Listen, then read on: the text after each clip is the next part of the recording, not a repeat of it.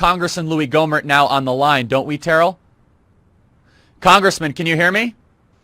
I sure can. Hopefully you can hear me. I can. So we are live here on the Charlie Kirk Show. We were just joined by General McInerney, who has been talking about a lot of different things in the last couple weeks, as you well know. Congressman, I want to thank you so much for joining us, and I second want to thank you for speaking out on this issue in the last week and a half. You've been one of the few members of Congress that has been speaking out about this raid in Germany, Seitel, the hammer and scorecard, all of it. I'm going to let you just begin, and you have the floor. Congressman, what is going on in this? What happened in this election, and what are you trying to uncover? Well, if we got time, let me take you back to the election in Texas in both the primary March of 2018 and in the general election of 2018. There was a group, a private intelligence group, former intelligence people that were monitoring the election in Dallas County. And, you know, it's been some years back, but it was news that Soros and others were trying to get people in place who would do the counting in our elections. And I thought, well, that's a shame, but there are some places that may work. But here in Texas, our Secretary of State is in charge of all the election counting, and that's appointed by a Republican governor, so we're safe. I didn't think about the fact that our four biggest cities are controlled completely by Democrats. And unlike East Texas and West Texas, where the county clerk is expected to have her staff or his staff do all the counting, in the big counties, they will hire firms.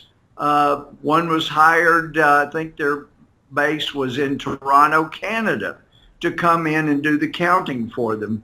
And we knew of one problem. Of course, all of these systems report, hey, we don't connect to the internet, so nobody can get in and hack.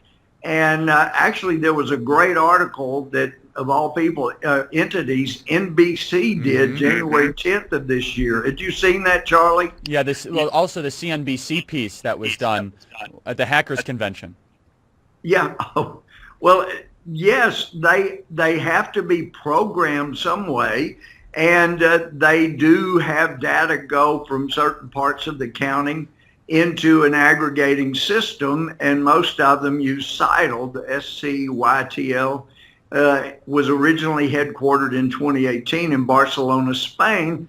Gives you warm feelings that Spain can control how our elections come out. Feel good all under. But anyway, so I had this group get with me, and they did a briefing. Sidney Powell and others have seen the information. And I went, holy cow. So I kept trying to get our Attorney General in Texas to, there's enough here. You could get warrants. You could seize counting machines and laptops and equipment. Nothing was ever done. Kept being told, oh yeah, we're on top of it, we're taking it. So over a year ago, I took it to the White House and I made a presentation to the president. He said, this is a real problem. I said, they're going to try to do it in 2020. And by then, we also had the general election results, and there were actually votes changed. One of the things they could do, though, the early voting was put onto flash drives, and each early voting location had a flash drive with all the votes. They brought those in on Friday night after early voting stopped before the election on Tuesday, and then they had 3 days to play with them. And there were some changes made in the primary that were found and noted. But that's one way. I mean, they're using every tool at their disposal, whether it's the ballot harvesting, you know, there are just so many things, false votes, but illegal people illegally here voting. But in any event, the president said this is a problem. And anyway, apparently there were plenty of people in the administration that shouldn't be there that were saying, we've got it, it's under control. And of course, you know, and I love the fact you're so well informed about most everything, but I know you're familiar with CISA, that's our cyber and infrastructure security agency, headed by a guy named Christopher Krebs. How could we go wrong? But there was an article in Politico, of all places, on Election Day a week or so ago, and it was really a puff piece about Krebs, and he was assuring everybody there was no way our votes could be affected, system secure, no place for fraud. And he did thank his partners in Silicon Valley, who all, of course, love President Trump. And for those that are leftists that may be watching, that's called sarcasm, okay? But the guy worked for Microsoft before he came to the government. So what could go wrong having a guy that was a Bill Gates loyalist working and securing our election, since Bill Gates loves President Trump so much? In any event, that's who was supposed to be watching the hen house, and all they were doing was preparing reports that said how safe we were. All the while, Seidel, on Election Day, all of that data from most of our election locations was going through, being aggregated, and as we found, as NBC had found, there are ways to hack in. They are connected at different times to the internet, and that's what we knew from the Texas election from 2 years ago. So I can't confirm or deny the raid or raids occurred. I just had gotten a report that the people in Germany had reported about the raid. But what I knew was the day before, I had given information, supplied it to the White House, and said, look, here's what you need to be getting from Seidel, and this will be able to determine what votes were changed, how widespread, how many thousands or millions. And by the way, another thing, Charlie, I've heard people say, the president needs to give it up. He lost by about 5.4, 5.5 million votes. I mean, obviously he couldn't have won the election. You do a breakdown and you see that California, where they legalized so many illegal ways to vote, that's where he won by 5 million votes, and then another million votes or so in New York. But you look at the other 48 states, President Trump won re-election. And when we're looking, and I've been around you so much and I know how your mind works, and that's why I love the way it works so well, it's logical. Okay, what would be a fail-safe way to check to see if there are indications that the outcome is suspicious? Well, most everybody knew going in, if Republicans were going to avoid losing massive number of seats in the House, then President Trump was going to have extensive coattails to carry Republicans along. He would have to win so big that the sweep would help us not lose seats, much less, gain any. We weren't expected to gain any. So we're hoping that there would be enough coattails from Trump, people would turn out for him, and we wouldn't lose seats. We picked up maybe a dozen or so seats. Yeah. The only way we were going to be able to keep the majority in the Senate was going to be, again, if Trump turnout was so big that we didn't lose the majority. And the background on that, we picked up seats 2 years ago because the Democrats had nearly twice as many seats of theirs that were up for re-election. This time we had a lot more Republican seats up. So this was the time for them to pick them up. Okay, so when you see we picked up a bunch of seats in the House and no incumbent lost their seat that was a Republican, and it looks like we'll keep the majority in the Senate. How did that happen? Well, it could only happen with Trump coattails.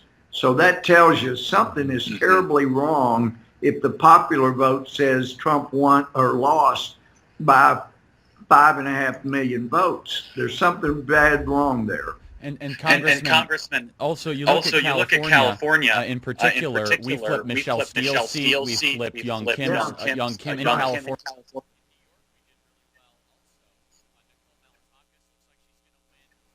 Yep.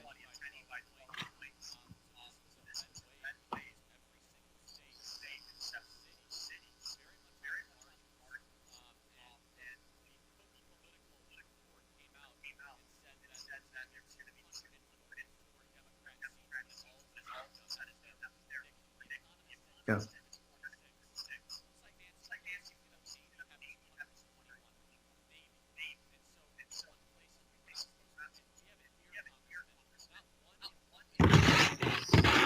Yeah. Oh.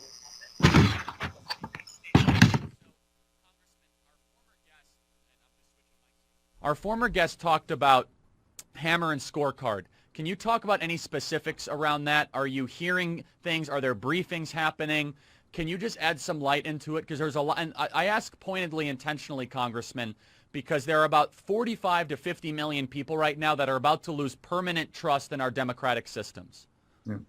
Well, I can't give any specifics on hammer and scorecard. Those are certainly issues, but we do have people doing deep dives, and we hope to know more soon. But with regard, going back to the reported raids in Germany of Seidel, by the way, they've apparently gone through a bankruptcy.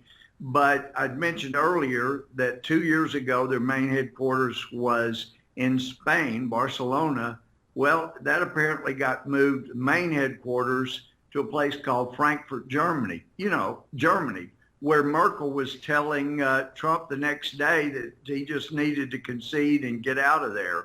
Yeah, because she doesn't want to pay what she agreed to pay to as Germany's fair share to the UN, and she doesn't like Trump trying to hold their feet to the fire.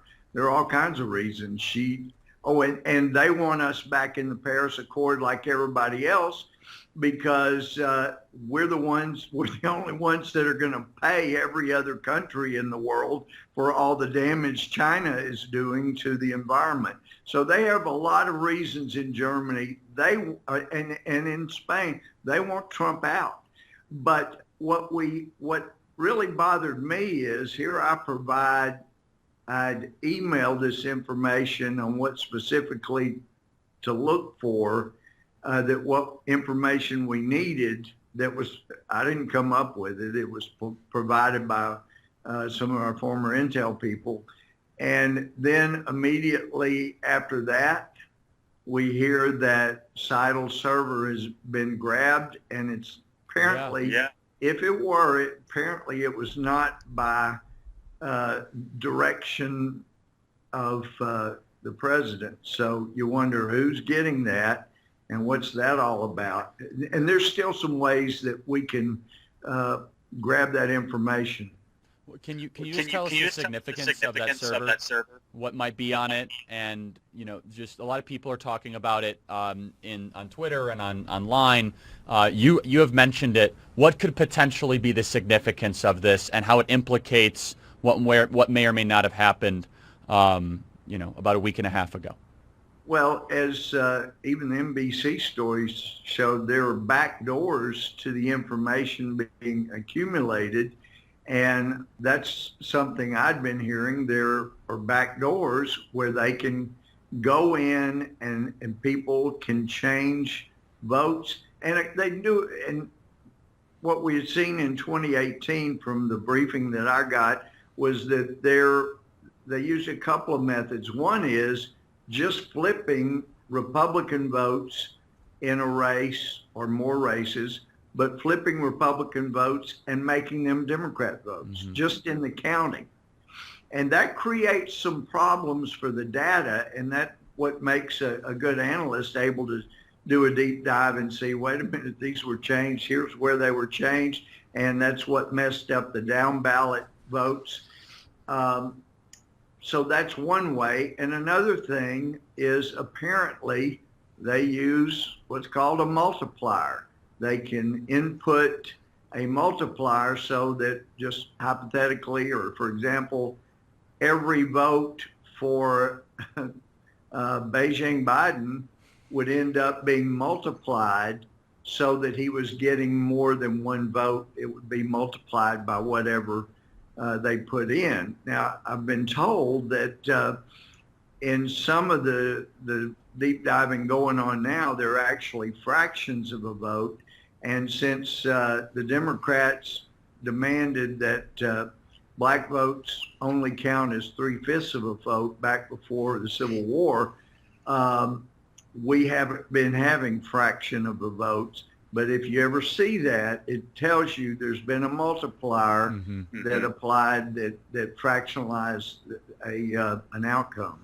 So those are a couple of ways. And so if you had the undoctored CITL server, you should be able, or experts should be able to find votes that were changed. If they're there and they've not been erased, then you'll find those votes that were switched. You'll find what votes, what elections they were switched in. And in fact, I'd seen data on votes that were switched in 2018 in Dallas, Texas. But unfortunately, and I've been telling the president for a while, as long as Christopher Wray's heading up the FBI, this country's not safe and you're not safe. Christopher Wray took his admonition to clean up the FBI to mean that he needed to sweep everything under the rug. And that's what, in my humble opinion, he's been doing ever since he got there. We cannot move forward, and the FBI can't get their reputation back as long as he's there. It's just, in my opinion, not honest at all. In the Washington part, we got good, honest FBI agents around the country, but we got people that still are a problem for us keeping this self-government going. So, Congressman, if I remember correctly, you were a judge in a past life. Is that right? Correct. And so there's a lot is now going to be put on judges right now, federal judges and Supreme Court judges. Just looking at this realistically, what does the Trump campaign have to present if you put your judge kind of robe on? What needs to be presented for a judge to maybe order a revote or something that would dramatically change the current trajectory? Take as much time as you'd like for our audience that really doesn't understand how the legal process works, what it would take for a judge to act that dramatically. And you're right, it would be dramatic. There have been elections that have been overturned and new votes required.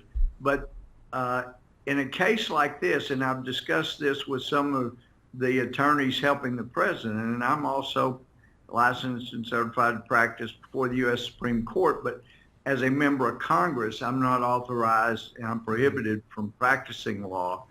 But and it doesn't keep me from remembering as our highest level trial judge in Texas, and then also on the Court of Appeals as Chief Justice back in Texas. You will have to come in, and everybody's heard about different types of fraud, whether it's dead people voting, which did occur, apparently 10,000 or so in Michigan, even though we've been told, oh, well, they may have voted, but we would have culled those and not counted those. Well, we know some got counted, but it's not enough to come before the court and show that there was fraudulent voting. You need to show that. And we need to show that dead people voted. We need to show that some people voted for other people. We need to show that has been reported in Pennsylvania that there were mail-in ballots that got voted and recorded before they ever could possibly have been returned. All of those things need to come in. If we can get and it ought to be retrievable by subpoena or warrant to get the data from CITL and other sources to show, and we need to do this, to show votes that were changed from here to here. some people have seen the video of Matt Bevin's race last year in Kentucky for governor, where you just saw over 500 votes just flip from Republican to Democrat. Well, that kind of stuff was what I was shown had been happening in 2018 in Texas. They got the system down, so I feel like it should be retrievable once they get that data to show that. But all of that is still not enough. You have to be able to show that on an extensive enough basis that a judge would say, whoa, there's no question this affected the election. And when it gets to that scale, then the choices are you can order all of the improper votes to be struck if those can be shown. You could, and then a recount with the ones that were legitimate. You could order a complete redo of the election, but we don't have a lot of time for that. Or the court could order that these votes are in such a disastrous form, they cannot be certified as the election results from this state. Therefore, this state's electoral college votes can't be certified, and they can't help either candidate get to 270. And if there are not enough for anybody to get to 270, Biden or President Trump, then it would be thrown to the House. And as you know, it's not the Democrat majority that would decide. It takes one vote, and then we have more states with a majority Republican than Democrats. And since Mitt Romney is not in the House of Representatives, then we should be able to hold Republican states voting for the Republican candidate. So those are all possibilities, but it's got to be compelling enough. And another factor too, and this is one of the things that bothered me so much about the FISA court being lied about. If you're a judge, you're going to be lied to time to time. But what really bothered me is the FISA courts didn't seem to be bothered that people came in and committed a fraud on their court. I found if you put one lawyer in jail one day, one time, the rest get the message, and you don't have problems with lawyers not doing what they're supposed to or being honest about what's supposed to happen. But nothing like that happened. The FISA courts didn't seem to be bothered. I don't know any federal judges that wouldn't have freaked out over that. And here in Pennsylvania, they were ordered to allow the Republican poll watchers to come in. I went up to Pennsylvania. Okay, I'm not from Pennsylvania. That's where the fight was, so I showed up. But you have to let the Republican poll watchers watch. And why not? They ought to have it as cheap as TV cameras are, internet cameras. They should have been watching every desk where votes were being counted so you could ensure, okay, you think Biden was going to win so big? Then let's see it honestly. Instead, they were putting up paper or posters where you couldn't see in. And they were ordered to allow people to see. So if I'm a judge that issued that order, I've got my judge hat back on, my judge robe back on, and the evidence comes in that after I sent that order to make it transparent, allow everybody to see and okay, you finally let them in, but you moved the counting back so far they still couldn't see. I'm deeply offended by that.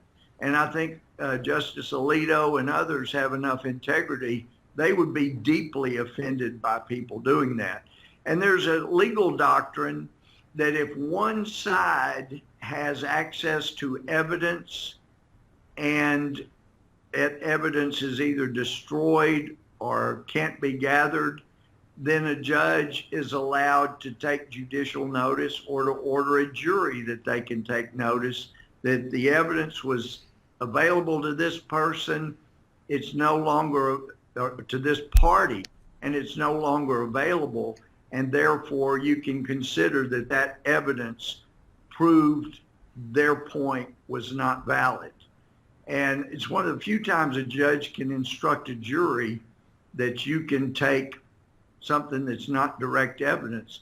But if they've hidden evidence, they haven't followed an order, then the court could just say, you know what, I told you to make it transparent. So all the votes that you didn't allow to be transparent, they're not going to count because we can't trust them. And if you've intermingled, you didn't set the ones aside I told you to, every one of them, then we can't trust your account of the votes, and it can't be certified. You need a do-over. Or he could say, it's not enough time, can't be certified, your state can't be certified, which again throws it back to the House. So a couple questions, Congressman, on that. And one thought I had as well, because it's really important what you mentioned, which is how could there be a order like in Pennsylvania where they just don't follow it? Like, let me in, they say, oh no. And the answer is very simple, is that they know nothing will happen. They know that if you're Peter Strzok or Lisa Page, you don't go to jail. They know if you're Hillary Clinton, you destroy devices, you don't go to jail. They know if you're BLM and you burn down a city, you don't go to jail. And the little things really matter. And the little things that add up to this idea of, no, the judicial system works for us, silly little citizen. A court order, that's just an annoyance. And that's the significance of not actually going after every one of these people that have committed crimes, the small ones and the big ones. And then, Congressman, I want to ask a really quick question on this. How did Samuel Alito ordered for votes to be segregated? How did that work? How does a singular justice order for something to happen? Can you explain that to me? Because I was really confused by that. The way, if you're trying to get a quick injunction and you can make a basis, show a basis for a court to act, the Supreme Court will put one judge on it and have them make a determination. And it also happens with courts of appeal as well. If it's an emergency, you have one judge on it, but then you can appeal to the full, the en banc, all of the judges together. And that's why sometimes you will see maybe a 3-judge panel or a 1 judge on a federal court of appeals that'll issue an order or a decision or a temporary ruling or even a final ruling. And then the party can say, we want to go have a hearing before the full panel and go from there. But emergencies, it's not uncommon to have one judge assigned to take that up. And if you're the litigant, you're really hoping it's a friendly judge, because you got friends and you got enemies at the Supreme Court. Not Sotomayor or Breyer or Kagan, that's for sure. So I'm glad Alito was wearing that role. So the other question. I'm really impressed by Justice Alito and his devotion to wanting to follow the law. And just like you were pointing out, Charlie, unless there are consequences for absolute ignoring a court order, then of course that will continue. And we've got enough people on the Supreme Court now that do believe in the rule of law. And let me tell you another thing that you're trained about as a judge is the fact that decisions, both criminal and civil, they need to have a deterrent effect to improper conduct.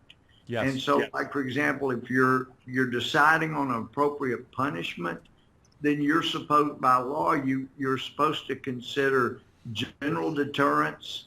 What will be a message in what I do here that is strong enough that others who are similarly tempted to do this kind of conduct will not want to do it?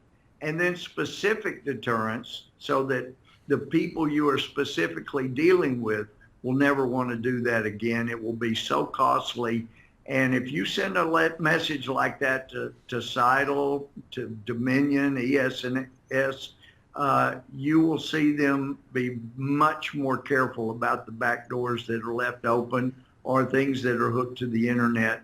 But this is very, very critical for our future. And for those Republicans or rhinos that say, look, the president needs to concede and we can come back and win more seats in the presidency in 2024. No, some of us have seen how they were learning this way of stealing an election in 2018. They got much, much better at it in 2020.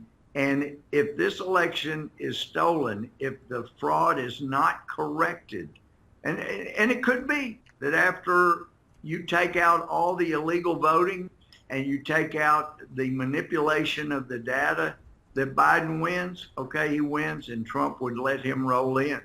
But I don't think that's where it's going once we get down to the real votes. So, Congressman, in addition to that, can you help me understand, because you're talking about how a judge could step in, Supreme Court justice or otherwise, and could say, if you didn't follow my orders, these votes could be thrown out, and it could go to the House and all of this. What you're saying is that despite what a lot of the establishment Republicans are saying, there's a lot of remedies for President Trump at this moment if this gets interpreted as a spoiled election in the eyes of a judge. And you've mentioned what it would take to get there, and it is a very high threshold.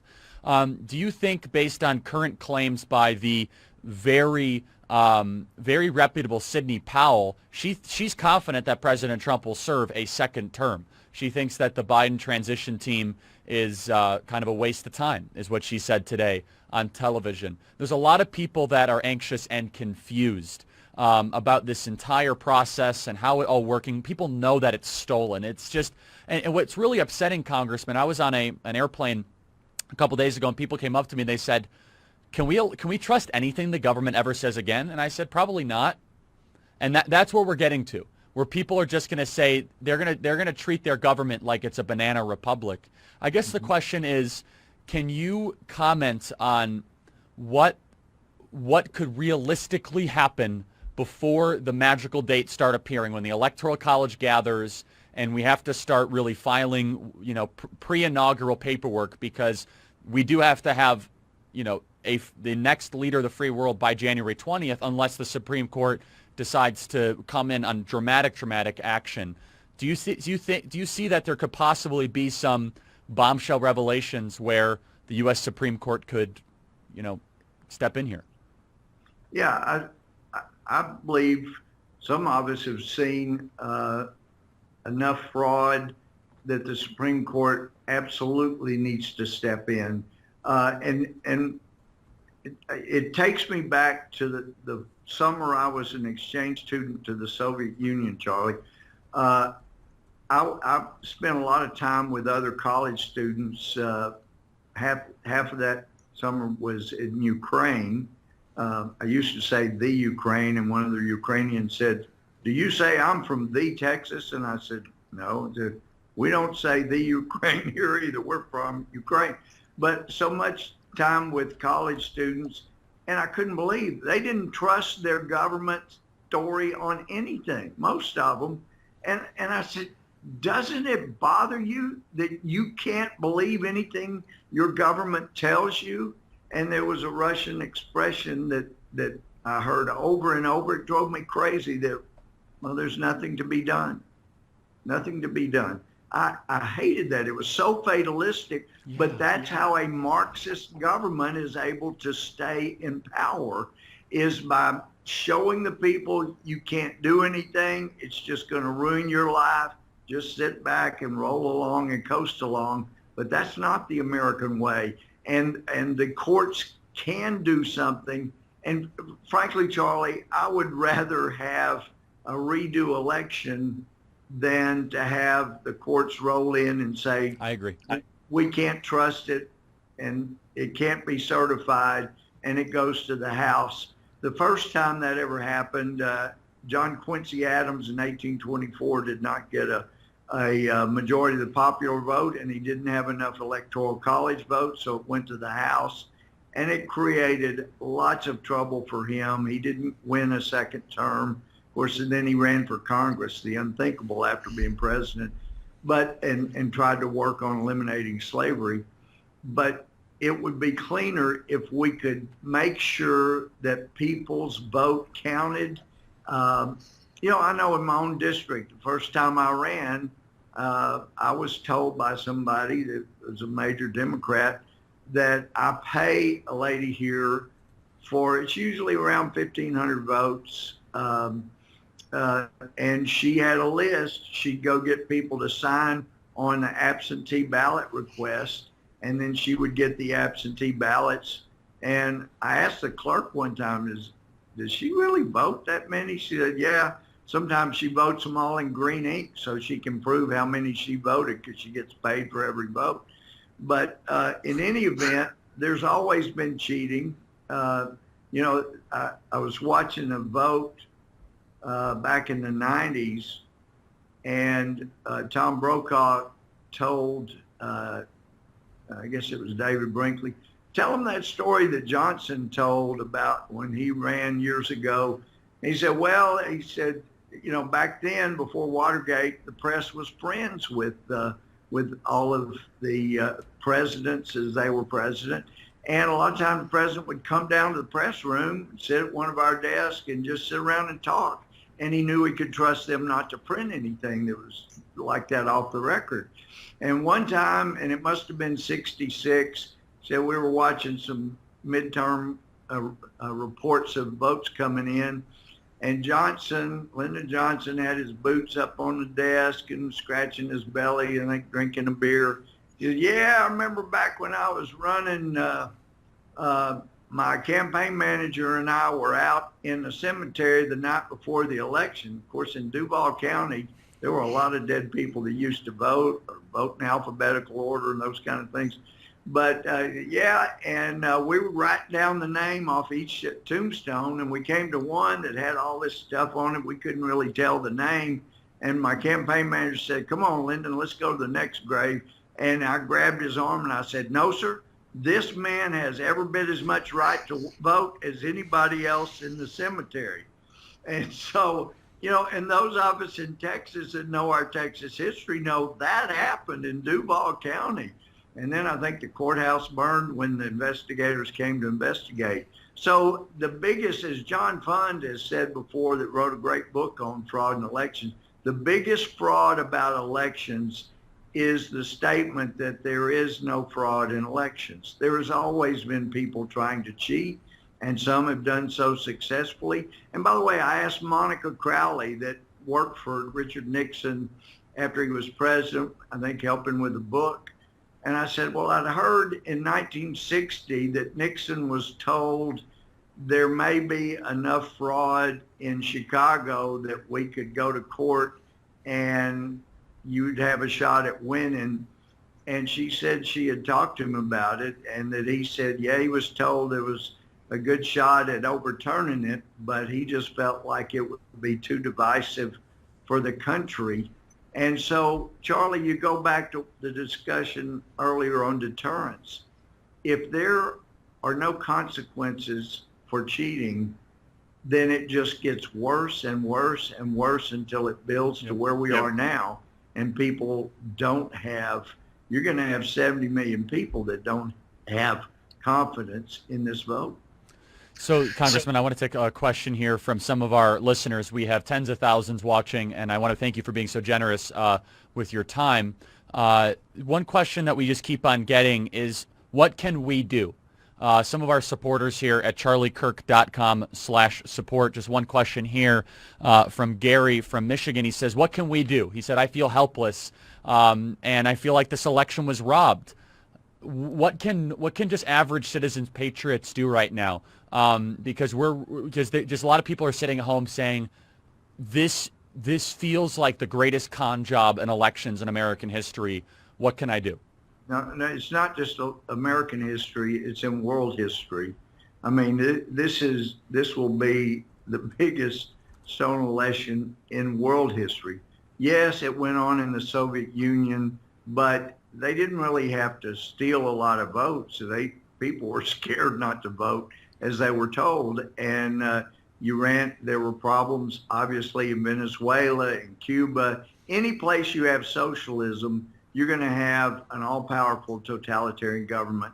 But to your question, I know when I was a judge, we were not to be affected by the opinion of people.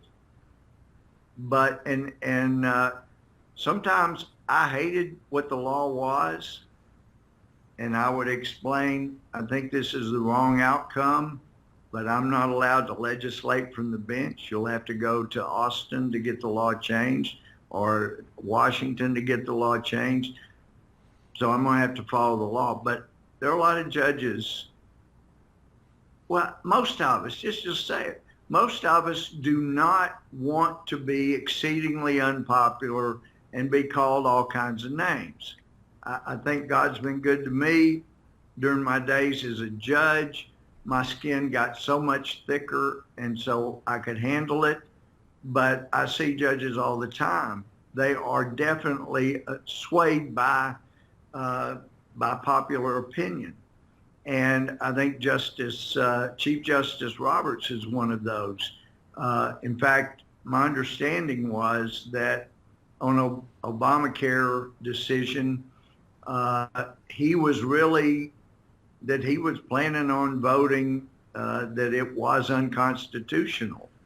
And I was told that information was coming into the court from back channel stuff with its sources, which it's not supposed to, but from the White House saying, you guys need to understand, if you declare the Affordable Care Act, real misnomer, you declare the Affordable Care Act unconstitutional, there'll be millions of people die, they won't have insurance, they can't get the health care, and it'll all be your fault. The Republicans don't have a plan, and so all these people would be out. You can't do that.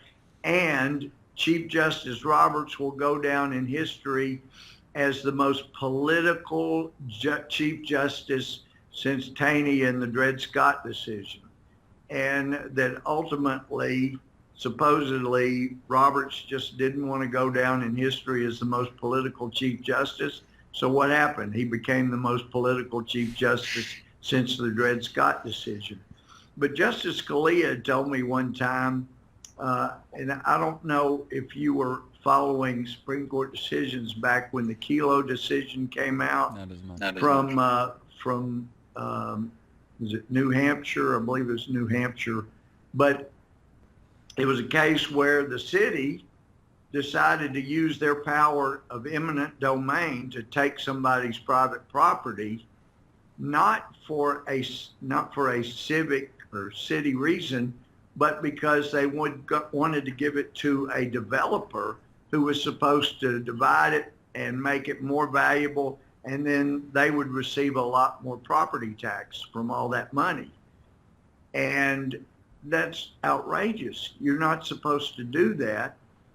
But nobody had raised a fuss when cities across America had used their power to condemn property to take it for a government purpose and then handed it over to some rich developer that was building a sports stadium. Well, if you're going to follow the law on eminent domain, you don't give it to a private person that's going to have a private stadium. Sure, if it's going to be like Green Bay, that's a legitimate, the city's going to own it. But nobody raised a fuss ever about those. Justice Scalia said nobody raised a word. So he said he had never seen the Supreme Court justices more shocked at the outrage of the public when a majority of the Supreme Court said, yeah, you can use condemnation, eminent domain, and take land away if you think somebody else will pay more taxes on it. Well, people were outraged, but they said, well, if somebody, had raised Cain about the sports stadiums, then they probably would never have gotten to that bad decision. And that's the way I see this. You're not going to change Clarence Thomas or Justice Alito. There are a handful, well, hopefully 5, but we don't know. Will not be swayed by public opinion. They'll do what they believe the Constitution requires. But we've seen it too many times. And I'd also heard back Roe versus Wade that since majority of the justices went to these cocktail parties all around the world that said, well, of course a woman ought to be able to kill their baby. They had not heard people on the other side. And so all of that, long story to say, it makes a difference when people go out to the streets. As they did in Egypt in 2013, a third of the population went to the streets all over Egypt and said, we don't want the Muslim Brotherhood, the radical Islamists, running our country. We want him out. He's destroying our Constitution. And it happened. They were peaceful. The Muslim Brotherhood burned down some churches and stuff and tried to make it look like, but that's the point. It's got to be peaceful. Dr. King was one of the greatest examples ever. His was peaceful. You had Bill Ayers and those kind of people thinking that terrorism and blowing things up for people dying, that was the way to go. It didn't accomplish anything until they went in and took over, as you know, and you talk about, as professors, and started misinforming students. But it is critical that people make their voices heard, have rallies like people did before the election for Trump. Yes. Have rallies to say, you should not steal this election. We need fair elections, because there was a great quote. And I know the Republicans, many of them are saying, oh, no, we'll have another chance down the road. But there was a great quote from Churchill, and I can't find it now, but basically, if you won't fight when success is virtually assured, then you will come to the place where you are going to lose, but fighting is better than dying as a slave. So this is a point we can still win. But once an election is stolen and they have total control of the intelligence, total control of the FBI, total control of all of the government, there's not going to be any more Republicans, and they'll start stealing the elections all the way down to City Hall and the local courthouse. And we're already moving farther towards socialism than I could ever have imagined. And you're going to see Christians and Jews persecuted like never before. It's already started. But we've seen COVID used as a reason to go after groups that people don't like. No, you can't meet at a church. You can go out to a casino or to a liquor store, that's fine, but not to a church, for heaven's sake. I mean, we're already seeing that kind of discrimination being brought to bear, and it's got to be stopped. And the way to do it is get this election corrected. Let's get all the votes that are legal votes. And if the fraud is so bad and the disobedience of court orders and of the law is so bad, we can't figure out which votes are legitimate, then you cannot certify those election results. So we either have a do-over election, or we don't certify them and it throws it to the House. Well, we have a runoff in Georgia on January 5th. Why can't we have a runoff in 4 or 5 other states that can't certify their election results and do it the right way? It's any sort of excuse. And by the way, remember 1 year ago, it was Democrats that were calling for a revote in North Carolina in that race because of all the voter fraud. And they got what they asked for because the House of Representatives wouldn't seat, I have the name here, good guy that won, but he was in trouble there. And so, Congressman, last question here. The president is remaining steadfast in fighting this. What is your message to your colleagues and these moderate Republicans that are now just going by the wayside? What is your message? It's a question that we're getting a lot from our supporters here at charliekirk.com/support. What are you saying to other members of Congress? 'Cause I'll be honest, Congressman, you're one of very, very few right now who's speaking out. Well, and I did find this quote from Churchill. But let me tell you, We have got to fight. This is for all of the marbles. This will determine whether we will continue to be a self-governing republic or if we will, become a socialist state. Now, I'm being a Christian, I feel strongly about what Dostoevsky said, and I think he is completely right. Yes, there are a lot of economic problems with socialism, but he said the problem with socialism is not economic. The problem with socialism is atheism. That's right. The government becomes God, and it has to attack anything that may take away from the government being godlike. But here's Churchill's quote, and this is what I would send out to all those Republicans that say it's not worth the fight. Look, we're never going to have another Republican president. So if you're thinking, if I just get Trump out of the way, then I can win in 2024, forget that. They will have perfected the theft in such a way by 2024, Republicans aren't going to be winning again. Churchill said, if you will not fight for right when you can easily win and without bloodshed, if you will not fight when your victory is sure and not too costly, which is what I would say where we are here, you may come to the moment when you have to fight with all the odds against you and only a precarious chance of survival. There may even be a worse case. You may have to fight when there's no hope of victory because it's better to perish than to live as slaves. Amen. And Amen. I think we're at that point where this is not terribly costly. They're going to call you crazy and stupid the way I get called all the time. And, I did quite well on national testing, so I'm very secure in who I am and what I am.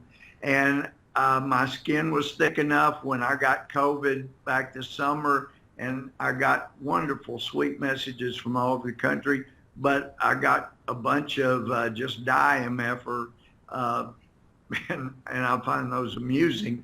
But you got to get your skin thicker and just go, this is for future generations to be able to have freedom to say what they want, to believe as they feel led.